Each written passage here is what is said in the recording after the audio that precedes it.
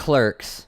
For those that don't know, Clerks was a one-of-a-kind film. You see, in 1993, 22-year-old Kevin Smith decided to get a couple buddies together and make a low-budget comedy about his life working at a convenience store. With big dreams and little money, Kevin set out to make a movie that would eventually jumpstart his entire film career.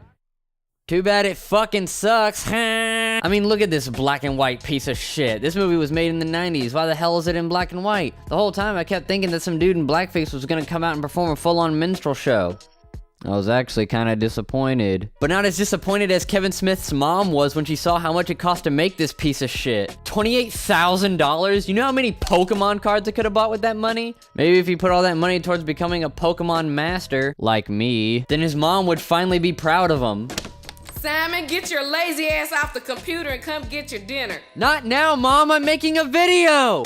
Also, who the fuck wants to watch a movie about some dudes working at a convenience store? The only convenience store clerk that I care about is that Indian guy from The Simpsons. Well, they wrote him out of the show, so now all we got are these two white guys. And what kind of sense does that make? White people working at a convenience store? That's not very realistic. I mean, you don't see any Asian people picking cotton, do ya? No, because they're all too busy giving white people pedicures like they should be. And then you got this scene where one of the clerks spits on a customer. And that's not very realistic because when I did that at my last job at McDonald's, they fucking fired me and made me fill out a bunch of paperwork saying that I was never allowed to work with food again. I mean, sure, I might have given the customer my hepatitis, but it was a black dude, so he's probably just trying to rob the place anyway. I imagine that the punishment is much more severe when you spit on a white customer, which is why if this scene were actually real, your boy here would have gotten fired real quick. The other thing that's not realistic about this movie is that scene where our two main characters are talking about Star Wars and this random customer comes up and starts talking about reshingling roofs. Man, if this had actually happened in real life, I would have snapped that customer's fucking neck for interrupting my Star Wars time. Just like how I snapped my cat's neck after it peed all over my Doctor Who blanket.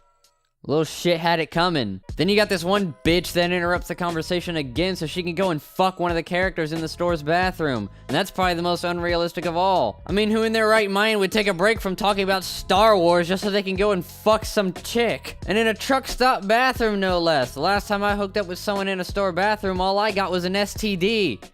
And arrested. Simon, your dinner's getting cold. Not now, Mom. I'm trying to explain to the internet why Kevin Smith is a failure. I'd say you're the real failure here. Huh? Kevin Smith Funko Pop? What are you doing here? I've come to tell you that you're wrong. What do you mean? I watch Rick and Morty. I'm never wrong. You've wasted your life, Neo. You could have gone out there and did something creative and made a career out of it. But instead, you just sit in your room all day collecting, Pokemon cards and calling out other people that are way more successful than you. No, that's not true. You know, Neo, I was just like you once. Just some boring young man working at a convenience store. But I knew I wanted to be something better. So I got out there and made a name for myself. And you can too, Neo. How do I do that? Just do what I did. Stop criticizing other people's movies and make your own. But if I don't criticize other people's movies, people won't know how smart I am. Neo, smart people don't become movie critics. Anybody can be a critic. But actually making something original takes a lot more passion, and a lot more creativity. And while it may not garner as much attention, at least you can finally take pride in saying that you made something that's all your own. I can't. What? I can't do it. All my life I've been reviewing movies. I've acquired perfect knowledge of everything related to cinema. And you expect me to hide my intellectual superiority? Well, what do you know? You're just some Hollywood bigwig. I bet you don't even watch Rick and Morty. Well, if that's the way you feel, there's only one other way out of this. What? The world doesn't need any more lame-ass critics like you. If you're not going to use your knowledge to make something on your own, then you're just better off dead. I don't understand. Do it. What? Do it.